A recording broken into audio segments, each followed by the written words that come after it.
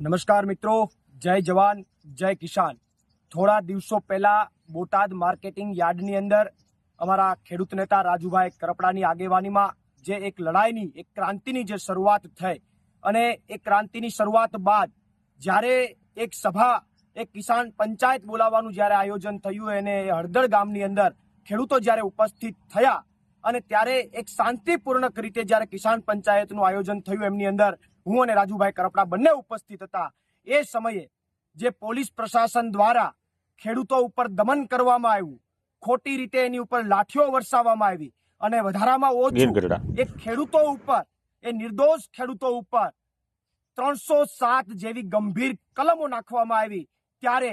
હું એ પ્રશાસનને અને ભાજપ સરકારને ચોક્કસથી કહેવા માંગુ છું કે તમને કંઈ પણ વાંધો હોય, તમને કંઈ પ્રોબ્લેમ હોય રાજુ કરપડાથી કે પ્રવીણ રામથી, તો અમારી ઉપર લાઠી વરસાવો, અમારી ઉપર ફરિયાદો તમારે જેટલી કરવી હોય એટલી કરો, પણ નિર્દોષ ખેડૂતોને તમે ટાર્ગેટ ન કરો। અને એટલા માટે આવતી 16 તારીખે સવારે 11 વાગે અમદાવાદ આમ આદમી પાર્ટીના કાર્યાલય ખાતે હું અને રાજુભાઈ કરપડા બંને બે માંગો સાથે, પહેલી માંગ એ કે જે